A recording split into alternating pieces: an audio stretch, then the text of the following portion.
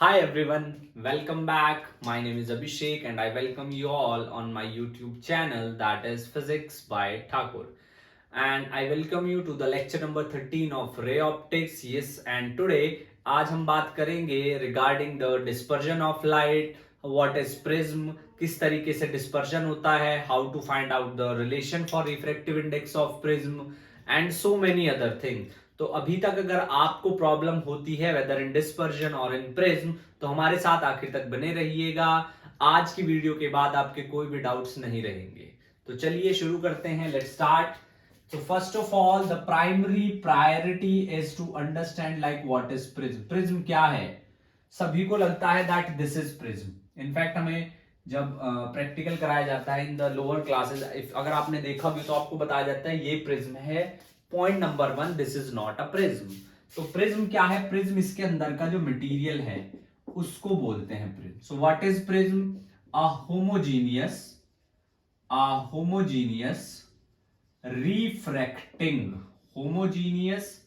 refracting transparent medium surrounded by two refracting surfaces, दो refracting surface के through जो है surrounded by two refracting surfaces inclined toward each other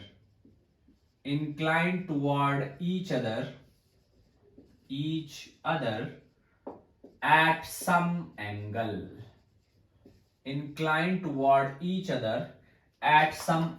कुछ particular angle पर incline होता है। Like if I have to draw, it will be like this.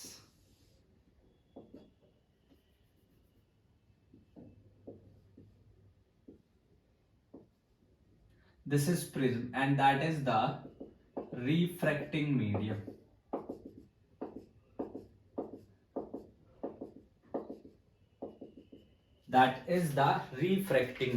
इसको बोलते हैं हम refracting medium. Now see, when light incident on a prism, जब light जो है किसी प्रिज्म के ऊपर इंसिडेंट होती है कुछ इस तरीके से, तो एक नॉर्मल ये है। यहां का रिफ्रैक्टिव इंडेक्स अगर मैं n1 बोल रहा हूं, यहां का रिफ्रैक्टिव इंडेक्स n2 बोल रहा हूं, तो जाहिर सी बात है n2 is greater then n1. It means for the very first interface, light is actually traveling from rarer to denser medium. Light is traveling from rarer to denser. It means it will bend toward the normal. This is theta I, this is R1. For second medium, light is traveling from denser to rarer, it will bend away from the normal. This is angle of emergence. I am saying this as R2. For this type of refraction, this is angle A, and A is supposed to be prism angle. Yes, आपने बिल्कुल सही सुना है, जो A है उसको बोलेंगे prism angle. लेकिन ऐसा जरूरी नहीं है कि हमेशा A ही प्रिज्म एंगल हो। क्यों? जैसे अगर मैं बात करूं यहां पर, अगर सपोज कुछ इस तरीके से लाइट इंसिडेंट हो रही है, लाइक दिस, कुछ इस तरीके से लाइट इंसिडेंट हो रही है लाइक दिस, एंड अगर ऐसे रिफ्रैक्ट हो रही है, अब चाहे वो ऐसे चली जाए जिस तरीके से भी, तो यहां पर this is angle A, angle of prism. अब थोड़ा बात कर लेते हैं प्रिज्म के बारे में, थोड़ा और डेप्थ में, थोड़ा सा अच्छे से और पोस्टमार्टम कर लेते हैं प्रिज्म का। देखिए, when light incident at a certain angle, जब लाइट किसी एंगल पे इंसिडेंट होगी, दिस इज I, तो it is travelling from rare to denser. First interface, पहले इंटरफेस पर क्या होगा? Light is travelling from rare to denser. Light जो है वो रेयर से डेंसर की तरफ जा रही है, तो it will bend toward the normal की तरफ बेंड होगी। फॉर द सेकेंड इंटरफेस, दूसरे इंटरफेस पे क्या होगा? Light is eventually travelling from denser to rare medium. Light जो है डेंसर से रेयर मीडियम की तरफ जो है बेंड हो रही है, जा रही है, इंसिडेंट हो रही है।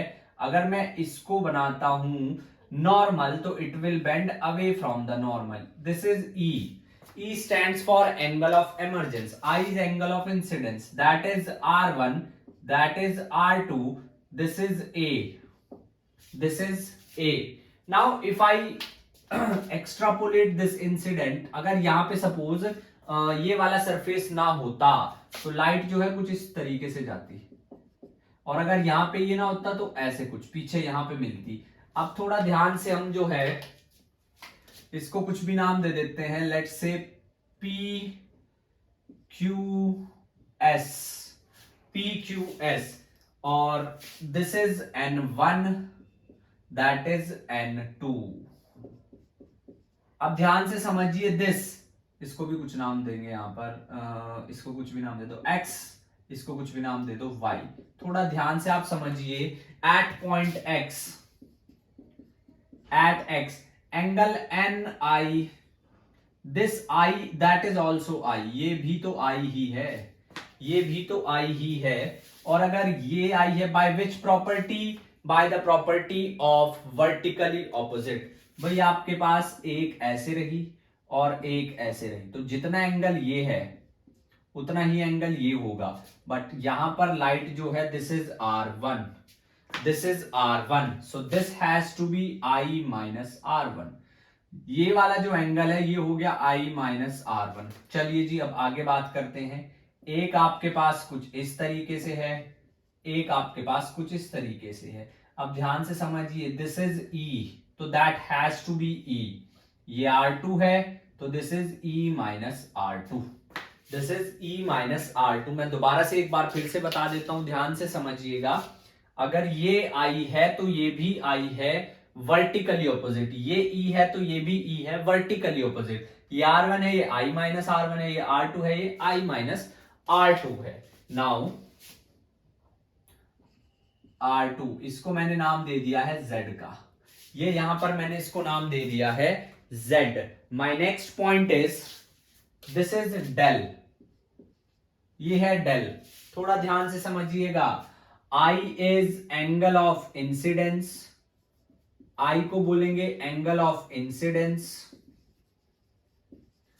और उसके बाद अगर मैं बात करूं E, angle of emergence, angle of emergence, angle of emergence.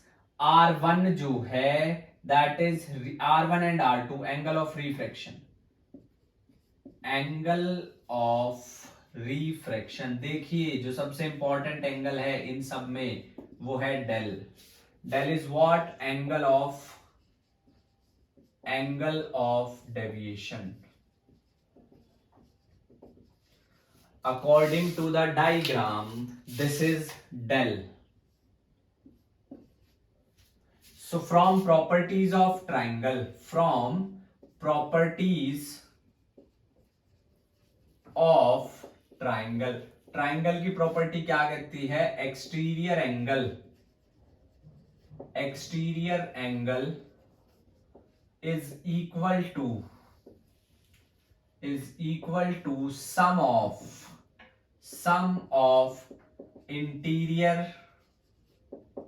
angles।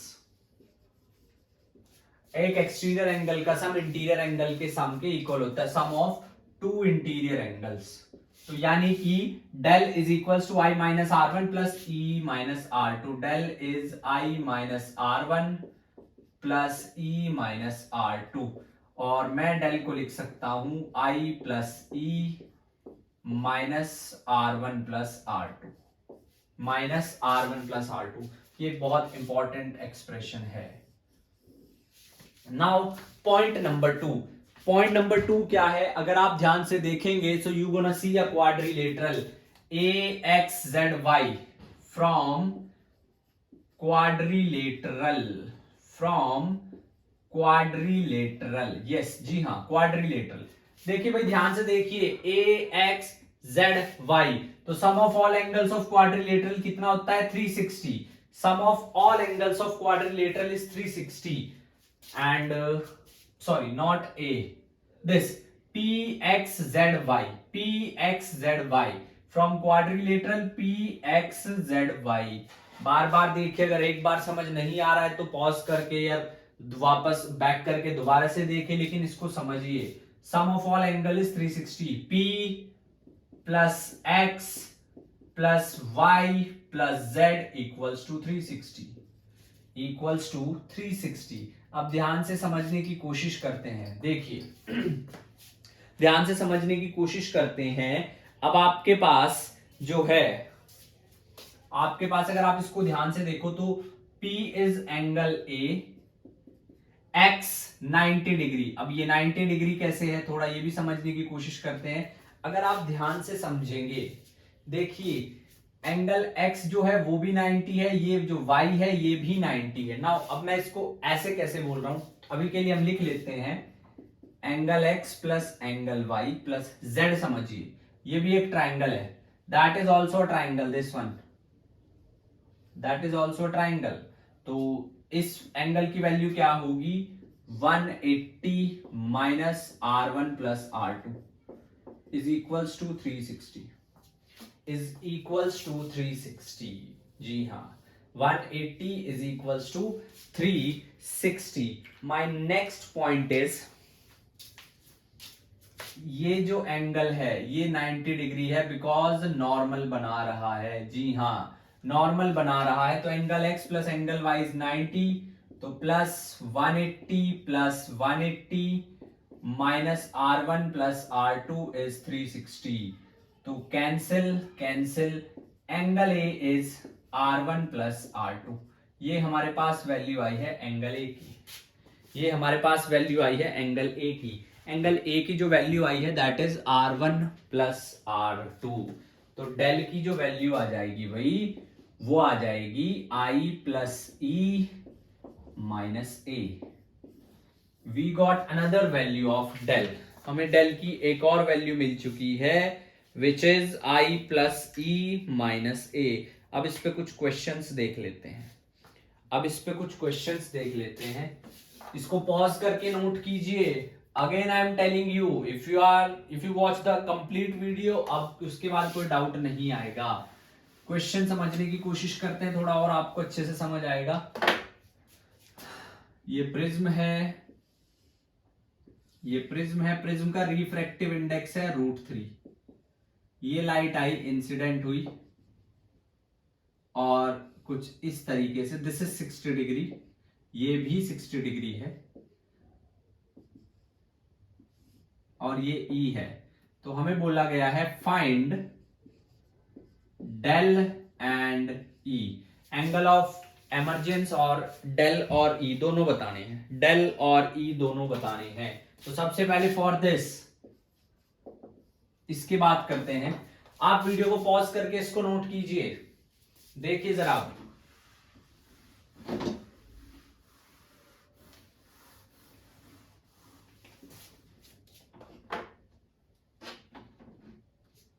देखिए जरा solution. This at this point from Snell's law, from Snell's law, Snell's law कहता है μ1 sin I is equals to μ2 sin R। μ1 sin I जो है μ2 sin R के equal होती है। μ1 is 1 sin I sin 60, μ2 is √3 sin R। तो ये आ जाएगा आपके पास √3/2 इज √3 sin R। तो √3 से √3 कैंसिल, sin R की वैल्यू हो जाएगी 1/2 और R की वैल्यू हो जाएगी 30 degree. You get to know about this, this is 30 degree, ये 30 डिग्री है। Now we want this one, so from A is equals to R1 plus R2। A is 60, R1 is 30, R2 हमें नहीं पता है, तो भाई R2 भी आ जाएगा 30 डिग्री। अब आपको R2 पता लग चुका है, ये रहा 30 डिग्री। अब इस पे स्नेल्स लॉ लगा दूं, again using Snell's law, again using Snell's law, Snell's law दोबारा यूज करेंगे तो ये आ जाएगा आपके पास √3 sin 30 is equals to 1 sin e, तो ये आ जाएगा 3/2 is equals to sin e, तो e की वैल्यू आई है 60 डिग्री। ध्यान से एक बात याद रखिए आप, e और जो i है वो सेम ही आए हैं, e और i जो है वो सेम ही आए हैं, और इसका भी एक इंपॉर्टेंस है वो हम अभी आपको बताएंगे। तो आपके पास e है, आपके पास i है, e पता लग चुका है, डेल फाइंड आउट करना है, 60 + 60 - 60, तो डेल कितना आया है 60 degree, del is again 60 degree. एक और सवाल देखिए, एक और सवाल देखिए, थोड़ा और अच्छे से समझाने की कोशिश करते हैं। Suppose we have this one more question, 45 and 75 and √2.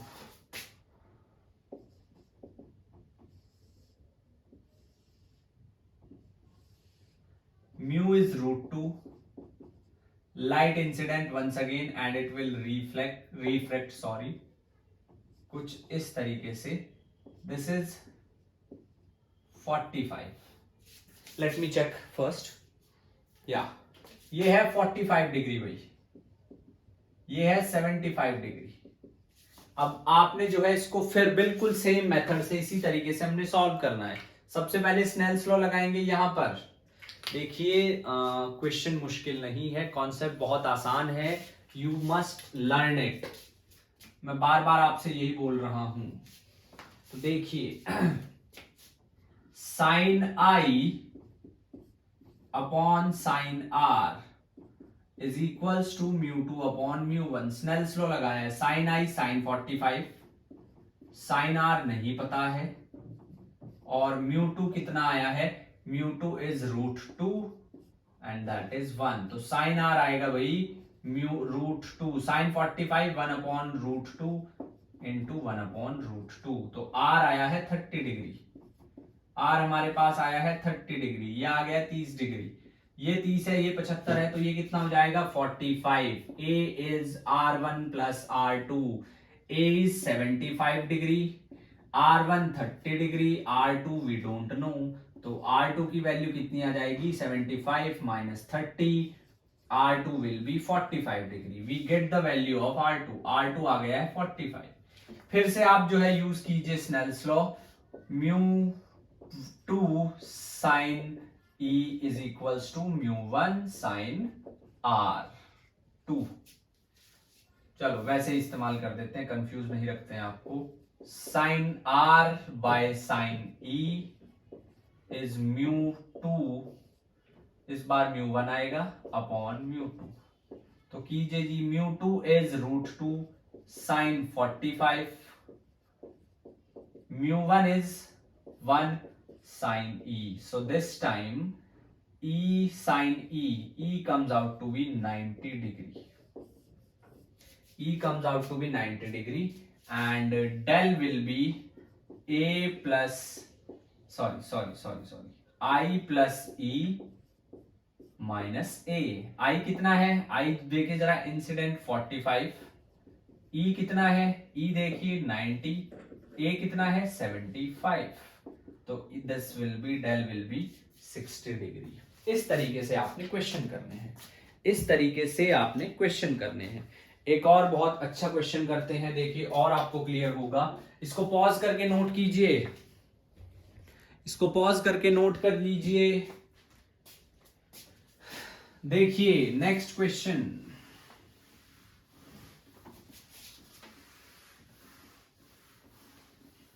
Next question. अगर फिजिक्स मुश्किल आपको लग रही है तो आप सफिशिएंट हार्ड वर्क नहीं कर रहे हैं। यस, रिमेंबर वन थिंग, आज का जो टाइम है दैट इज वेरी फास्ट। तो सबको लगता है कि बी अ स्मार्ट वर्कर, लेकिन बिना हार्ड वर्क के आप स्मार्ट वर्क नहीं सीख सकते, बिना हार्ड वर्क किए आप स्मार्ट वर्क नहीं सीख सकते। Yes, and hard work, intense hard work will not only give you confidence but also कहीं ना कहीं it will give you peace, it will make you feel कि yes I am doing something. चलिए जी, light is incident like this at an angle of 60 degree, and this is 120 degree. 120 degree. Yes. So we need to find out E. हमें जो है E find out करना है. अब थोड़ा सा ध्यान से इसको समझिएगा. चलिए, ये नॉर्मल है सपोज, तो light will reflect. And one more thing, I have not given you the refractive index. Mu is √3. भाई ये क्वेश्चन थोड़ा अच्छा है, ध्यान से समझिए. 60 अप्लाई कीजिए यहां पर Snell's law. Sine I upon sine R1 is √3/1. Sin I sin 60. √3/2 is √3 sin R1. Sin R1. तो भाई R1 की वैल्यू आई है आपके पास 1/2. R1 की वैल्यू आई है आपके पास, I am sorry, 30 degree. R1 30 degree है, तो R2 कितना आएगा? 90 डिग्री.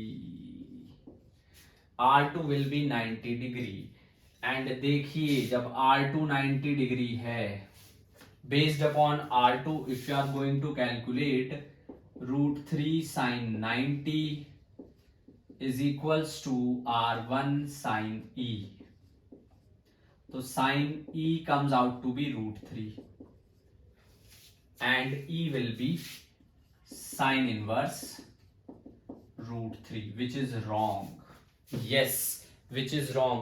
अब आप एक बात थोड़ा ध्यान से समझिए, वो क्या है. देखिए, अगर आप साइन सी कैलकुलेट करते हैं इसके लिए अगर आप साइन सी कैलकुलेट करते हैं तो आप बोलोगे सर सी तो हमें पता ही नहीं है. बिल्कुल नहीं पता, बट हम कैलकुलेट कर सकते हैं. उसके लिए आपको हमारी पिछली वीडियो देखनी पड़ेगी, total internal reflection, lecture number 12. तो साइन सी होता है 1/μ. अब यहां पर आपके पास म्यू कितना है? 1/√3. ये है साइन सी, और sine incidence is greater than sine C. Sine incidence is greater than sine C. Sine incidence sine 60. तो भाई साइन 60 जो है वो ग्रेटर है 1/√3 से. साइन 60 जो है √3/2 जो है वो ज्यादा है 1/√3 से. इट मीन्स रिफ्रैक्शन नहीं होगा. It will give you total internal reflection. Instead of refraction there will be total internal refraction. समझिए थोड़ा सा. ये लाइट हुई इंसिडेंट ऐसे, और ऐसे जाएगी. ऐसे नहीं जाएगी, ऐसे जाएगी कहीं यहां पर. अब थोड़ा ध्यान से समझिएगा. This is 120 degree for sure. This is, थोड़ा सा अच्छे से बना लेते हैं, कुछ इस तरीके से, कुछ इस तरीके से. Incident at an angle of 60 degree and like this. हमने R फाइंड आउट हम कर चुके हैं. R1 30 degree. R1 is 30 degree.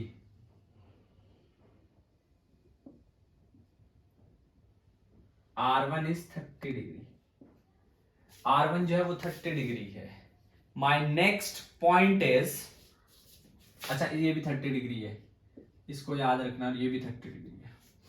चलो, ये 30 है, तो this has to be 30 degree. By which property? By alternate angles. ये 30 है. अब यहां पे 90 डिग्री नहीं हो रहा है. यस, अब यहां पे 90 डिग्री नहीं हो रहा है. ये पूरा का पूरा जो है, ये पूरा का पूरा जो है R2 जो है वो 90 डिग्री होगा. R2 जो है वो 90 डिग्री होगा. और जब R2 90 होगा, ये 30 है तो ये भी 30 है. दोबारा से मैं एक बार फिर से बता देता हूं. देखो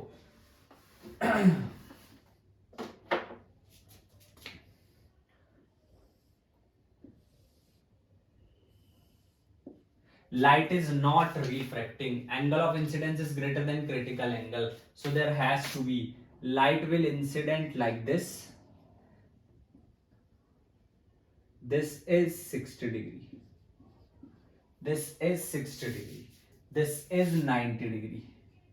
So light will go like this. That is, this is 30 degree. हम कैलकुलेट कर चुके हैं. R1 हमारे पास 30 डिग्री आया है, तो यहां पर ये है 30 डिग्री, ये है 60 डिग्री। अब लाइट इंटरनली रिफ्रैक्ट हो रही है, ये आ गया, ये भी आपके पास आएगा 30 डिग्री, ये आएगा 60 डिग्री, ये भी 30 डिग्री है क्योंकि ये 90 है, ये 90 है। अब थोड़ा ध्यान से समझिएगा, this total is 90 degree, that is 60, that is 30, this is 90 degree, this is 30, ये भी 30 हो गया, ये भी 30 हो गया। इसका मतलब ये वाला जो है ये 60 डिग्री है। अब आपके पास रिफ्रैक्टिव इंडेक्स, थोड़ा सा ध्यान से समझिए, each and every point bar bar video को बैक कर करके समझिए, लेकिन समझना बहुत जरूरी है। I am telling you, if you are watching this video, it means that you are genuinely care about your future. तो अगर आप यहाँ पर आए हैं तो उसको ध्यान से बार बार पॉज करके बैक करके उसको समझिए, उसको ध्यान से सीखिए। Learning is very important. ये यहां पर 30 हमारा यहां से आया था, ऑल्टरनेट एंगल से ये 30 है तो ये भी 30 है। जब ये 30 है तो टोटल इंटरनल रिफ्लेक्शन हो रहा है, क्योंकि हमारा जो ये है that is greater then this. जब टोटल इंटरनली रिफ्लेक्ट हो रहा है तो जितना एंगल ऑफ इंसिडेंस है उतना ही एंगल ऑफ रिफ्लेक्शन होगा। ये 30 है तो ये 30 है। इसको करने से पहले ये पूरा 90 है तो ये 60 है, 60 ये पूरा 90 है, 60 और 90 150, तो ये 30 दैट इज 180। अब ये 30 है तो ये 60 हुआ। अब आप फिर दोबारा से कैलकुलेट कीजिए, μ2 sin E is equals to μ1 sin R2। अब R2 आप कैलकुलेट जब करेंगे, μ2 कितना आया है हमारे पास, μ2 इज 1, sin E हमें नहीं पता, μ1 इज √3, sin R2 कितना है आपके पास 30 डिग्री, तो यहां से E की वैल्यू कितनी आएगी 60 डिग्री। यहां से E की जो वैल्यू आएगी दैट विल बी 60 डिग्री। जी हाँ, E की जो वैल्यू आएगी that will be 60 degree. Note कीजिए इसको, it's a very good question, बार बार देखिए।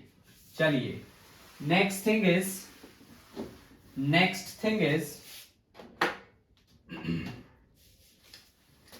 अभी तक जो हमने पढ़ा है वो क्या है, एक प्रिज्म है, उस पे जब लाइट इंसिडेंट होगी ऐसे, दिस इज द नॉर्मल, तो it will refract like this, this is I, R1, R2, E। If we draw them, अगर कोई इंटरफेस ना हो तो ये ऐसे जाती, ये ऐसे जाती, this is del. If you plot a graph for del minimum, अगर आप ग्राफ प्लॉट करते हो for del and I, it comes out like this. Remember one thing, this is not a parabola, बहुत ध्यान से समझिएगा, ये पैराबोला नहीं है। आप एंगल ऑफ इंसिडेंस की किसी एक वैल्यू के लिए डेल की वैल्यू आएगी मिनिमम, ये आ गया del minimum.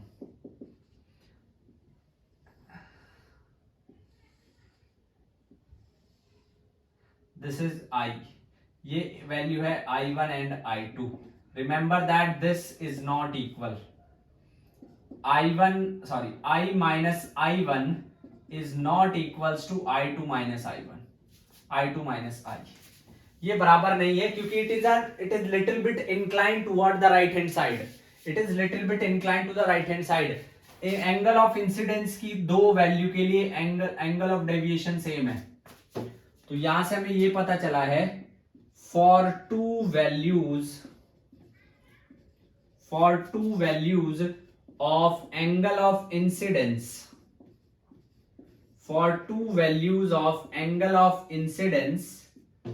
Angle of minimum deviation,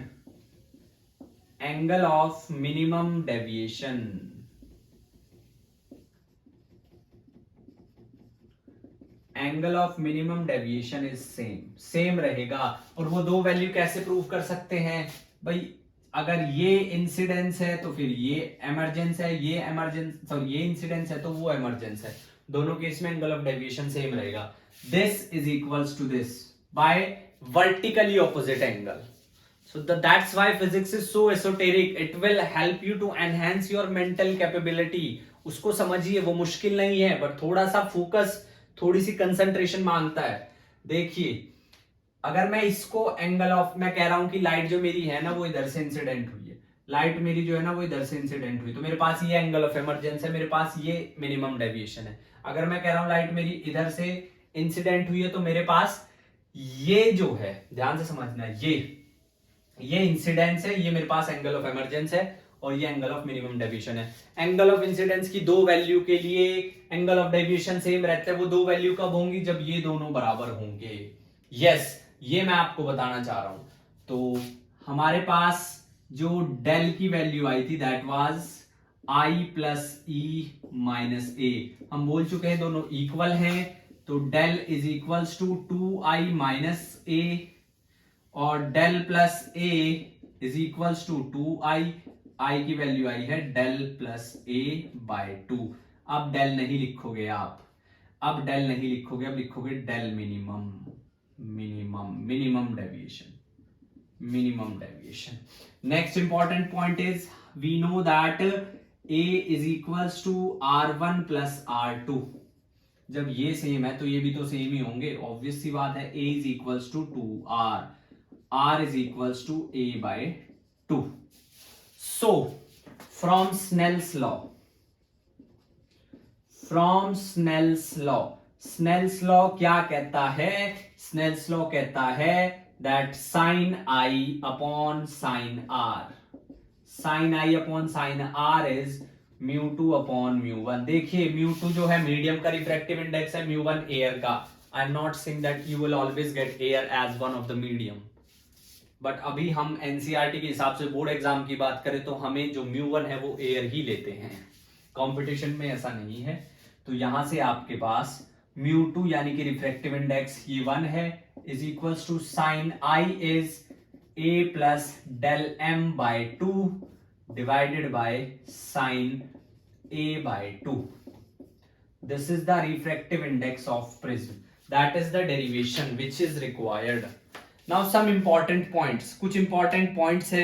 First one is factors on which del minimum depends. Factors on which del minimum depends. Number 1, refractive index. refractive index ये भी बात करेंगे, अभी बात करेंगे. रिफ्रैक्टिव इंडेक्स अगर बढ़ेगा तो एंगल ऑफ मिनिमम डेविएशन भी इंक्रीज होगा. अगर रिफ्रैक्टिव इंडेक्स इंक्रीज होगा तो एंगल ऑफ मिनिमम डेविएशन भी इंक्रीज होगा. पॉइंट नंबर 2, अगर एंगल ऑफ प्रिज्म बढ़ेगा, एंगल ऑफ प्रिज्म अगर बढ़ेगा, दैट इज ए, तो एंगल ऑफ मिनिमम डेविएशन भी बढ़ेगा. The third one is wavelength, lambda. Wavelength, अगर लैम्डा इंक्रीज होगा तो डेविएशन डिक्रीज होगा. अगर लैम्डा इंक्रीज होगा तो डेविएशन डिक्रीज होगा. Yes, that is for sure. तो चलिए जी, अब नेक्स्ट एक और इंपॉर्टेंट, अच्छा एक छोटी सी बात. सपोज आपको कोई क्वेश्चन दे दिया कि जब एंगल ऑफ इंसिडेंस था 32 तो डेल था डेल मिनिमम. जब एंगल ऑफ इंसिडेंस था 32, डेल था डेल मिनिमम. एक एंगल ऑफ इंसिडेंस I1 है 25 डिग्री, दूसरा कितना होगा जिसके लिए डेल की सेम वैल्यू आ रही है. आपको दो वैल्यूज दे दी हैं, सपोज 4 ऑप्शन दे दिए हैं, 35, 36, 39 और 40. अब बताइए, एंगल ऑफ इंसिडेंट 32 डिग्री पे del will be del minimum. मैंने कहा था दो वैल्यूज पे सेम, दो एंगल पे सेम वैल्यू देगा. एक है I1 25 डिग्री, दूसरा बताना है. कैसे बताएंगे? ग्राफ से समझिए. ये 32 है, ये 25 है, कितने का डिफरेंस है? 7 का. तो ये तो 7 से ज्यादा ही होगा, 7 से ज्यादा एक ही है बस, 40. तो यही सही आंसर है, यही सही आंसर है. So that was about the prism, how prism work, how refractive index depend on so many other factors. अब एक और इंपॉर्टेंट ऑब्जर्वेशन डिस्कस करते हैं आपके साथ। अगर आपने इस वीडियो को बहुत अच्छे से देखा है तो यकीन मानिए आज के बाद ऑप्टिक्स आपको कभी भी नहीं डराएगी। In fact it is the easiest topic. JMS को स्कोरिंग टॉपिक माना जाता है क्योंकि इजी है, एज सच इतना कुछ नहीं है, बट आप उसको समझने की कोशिश कीजिए। देखिए अब डिस्पर्जन ऑफ लाइट की बात करते हैं। डिस्पर्जन ऑफ लाइट की बात करते हैं। Dispersion of light is very ट्रेमेंडस। Means if somebody doesn't know about the physics, किसी को अगर फिजिक्स नहीं आती और अगर आप उसको आप उससे पूछोगे कि व्हाट इज व्हाइट कलर, आप उससे पूछोगे व्हाट इज व्हाइट कलर, वो एकदम से बोलेगा क्या पागल है क्या, पढ़े लिखा भी बेवकूफों की तरह बात कर रहा है। व्हाइट कलर इज सफेद रंग, एवरीबडी नोज। लेकिन अगर आप उसको बोलोगे कि white is not a colour, सफेद रंग ही नहीं है, वो तो हिल जाएगा। वो क्या, कोई भी हिल जाएगा। If somebody is 30 years of age and he or she doesn't know something about physics and आप डायरेक्टली उसको बोल दो कि white is not a color, तो वो हिल जाता है, बिलीफ सारा हिल जाएगा। बट देखिए, yes, dispersion of light क्या बताता है? White is not a color. Light is split into 7 constituent colors when passing through a prism. When passing through a prism, जब लाइट एक प्रिज्म से पास करेगी, दोबारा समझिए, जब लाइट एक प्रिज्म से पास करेगी तो वो 7 अलग अलग कलर्स में टूट जाएगी। What does it signifies? It signifies that white is not a color. Instead of that, it is a combination of color. White कोई कलर नहीं है, वो कॉम्बिनेशन है कलर्स का। तो देखिए, सपोज ये रहा प्रिज्म। अभी हम सारा कुछ समझ चुके हैं प्रिज्म के बारे में। ये लाइट आई, 2 बार रिफ्रैक्शन होता है कुछ इस तरीके से, और ये पहले ये ऐसे ऐसे, और यहां सपोज स्क्रीन है, यहां सपोज स्क्रीन है 1 2 3 4 5 6 7। थोड़ा अच्छे से बढ़ाते हैं, थोड़ा अच्छे से बढ़ाते हैं ताकि आप लोगों को समझ आए।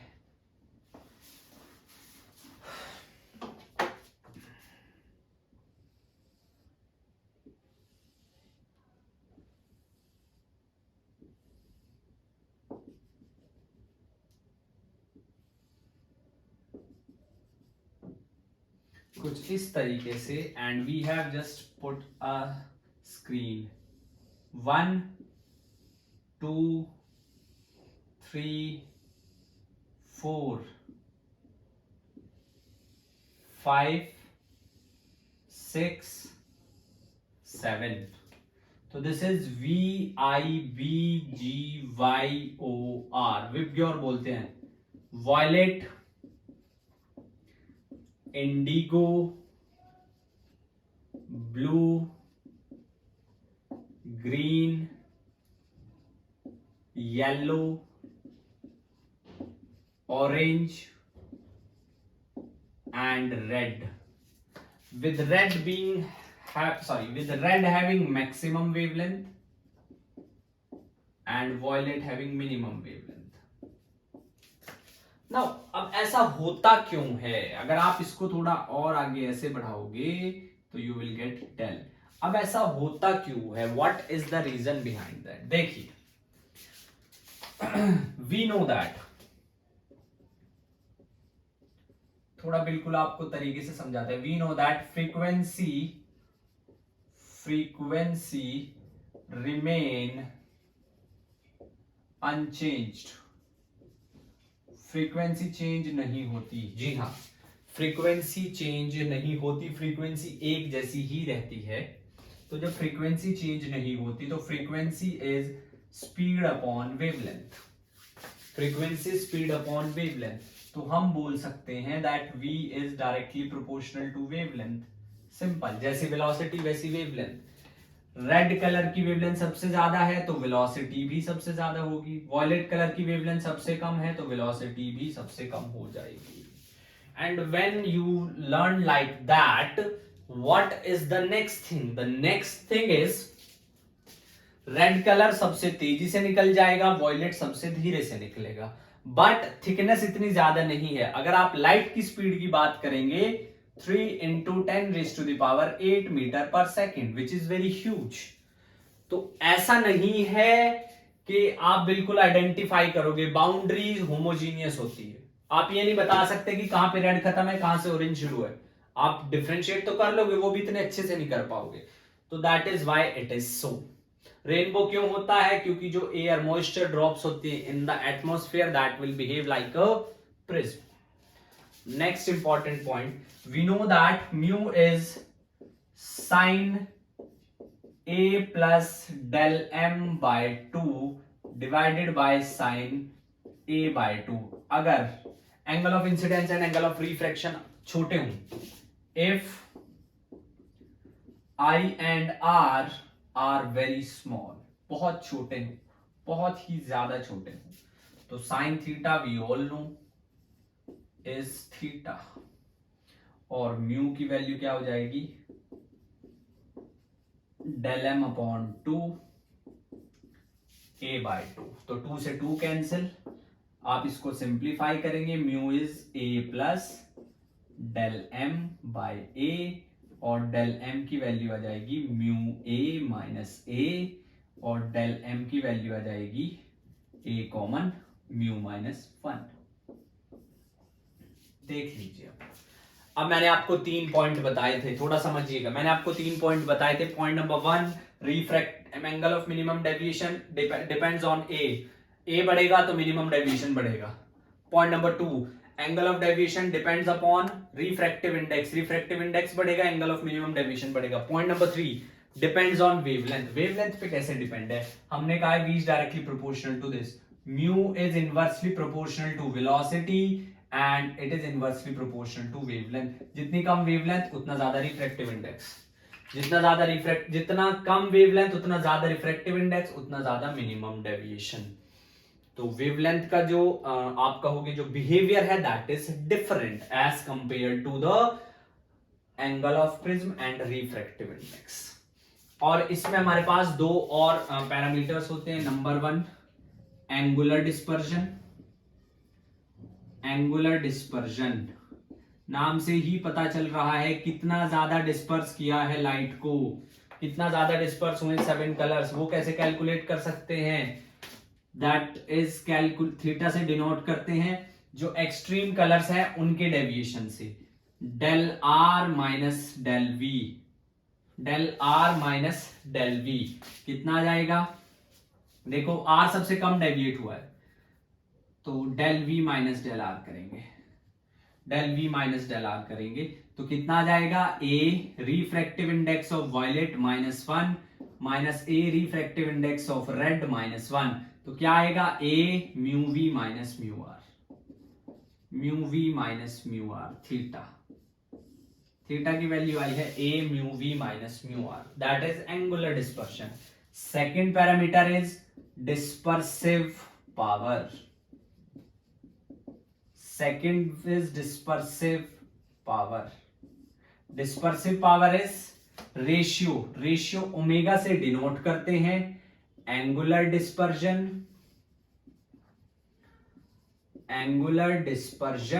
Divided by mean deviation. Angular dispersion divided by mean deviation. A mean deviation should be green. Deviation जो green का है that has to be the mean deviation, but experimentally it is equals to the deviation of yellow. तो omega is theta upon del y.